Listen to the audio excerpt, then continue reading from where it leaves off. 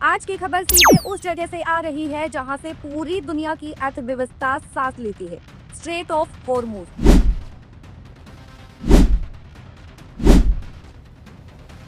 और सच कहें तो हालात अब नॉर्मल नहीं रहे, धीरे धीरे सिचुएशन वॉर लाइक होती जा रही है। पश्चिम एशिया से इस वक्त सबसे बड़ी और खतरनाक खबर यही है कि ईरान ने फिर से अपनी ताकत दिखाते हुए 2 जहाजों को रोक लिया है और अपने कब्जे में ले लिया है। साफ संदेश दिया गया है, अब नियम उनके होंगे और जो भी बिना अनुमति चलेगा उसे रोक दिया जाएगा। ये सिर्फ एक कार्यवाही नहीं है, ये सीधा जवाब है यूनाइटेड स्टेट्स को, जिन्होंने पहले ईरानी जहाजों को टारगेट किया था। ईरान का कहना है कि ये जहाज बिना अनुमति के गुजर रहे थे और उनके नेविगेशन सिस्टम में गड़बड़ी थी, इसीलिए उन्हें रोका गया। लेकिन अगर आप डीपर देखें तो ये सिर्फ टेक्निकल रीजन नहीं है, ये सीधा पावर क्लैश है, जहां हर मूव अब काउंटर मूव बन चुका है। अब सवाल ये उठता है, क्या सीज फायर खत्म हो गया है? टेक्निकली नहीं। डोनाल्ड ट्रंप ने सीज फायर एक्सटेंड किया है, लेकिन ग्राउंड रियलिटी कुछ और ही दिखा रही है। असली लड़ाई अब जमीन पर नहीं बल्कि समुद्र में लड़ी जा रही है। ब्लॉकेड वेस्ट काउंटर ब्लॉकेड।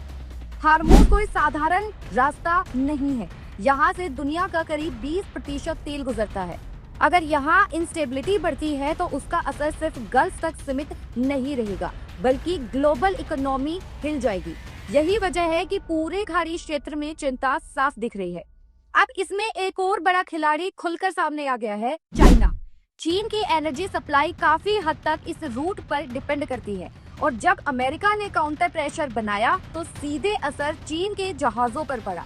इसीलिए चीन चाहता है कि सिचुएशन जल्द स्टेबल हो। लेकिन सवाल वही है, क्या ईरान किसी के दबाव में आएगा? खाड़ी देशों के लिए ये स्थिति और भी मुश्किल है। एक तरफ ईरान का दबाव, दूसरी तरफ अमेरिका की स्ट्रेटेजी और बीच में उनका ऑयल ट्रेड।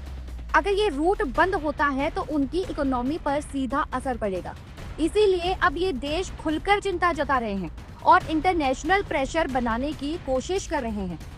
ईरान ने हार्मोज को अब एक स्ट्रेटेजिक वीपन बना दिया है। ये सिर्फ समुद्री रास्ता नहीं रहा, बल्कि एक प्रेशर पॉइंट बन चुका है, जिसके जरिए वो पूरी दुनिया को इन्फ्लुएंस कर सकता है। इसी वजह से एक्सपर्ट्स इसे गोल्डन कार्ड भी कह रहे हैं। जो इसे कंट्रोल करेगा वही खेल को मोड़ सकता है। अब बात करते हैं इंडिया की। भारत इस पूरे मामले में बहुत केयरफुली बैलेंस्ड स्टैंड ले रहा है।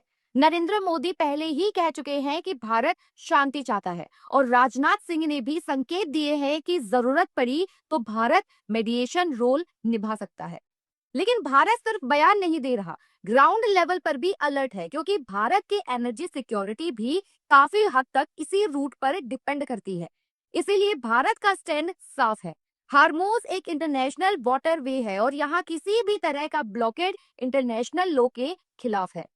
भारत लगातार यही कह रहा है कि ये रास्ता खुला रहना चाहिए, क्योंकि अगर ये बंद हुआ तो सीधा असर भारत की इकोनॉमी पर पड़ेगा।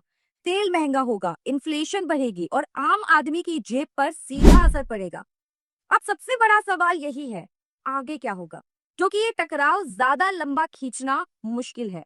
नुकसान हर किसी को हो रहा है, चाहे वो ईरान है, यूनाइटेड स्टेट्स हो, चाइना हो या खाड़ी देश। धीरे धीरे इंटरनेशनल प्रेशर बढ़ेगा और सभी पक्षों को नेगोशिएशन टेबल पर आना पड़ेगा। लेकिन तब तक हर दिन हॉर्मुज में एक नई चिंगारी भड़क सकती है और वही चिंगारी कभी भी बड़े विस्फोट में बदल सकती है। आप क्या सोचते हैं? अगर आगे चलकर भारतीय जहाजों पर खतरा पड़ता है तो भारत को क्या कदम उठाना चाहिए? कमेंट सेक्शन में हमें जरूर बताएं।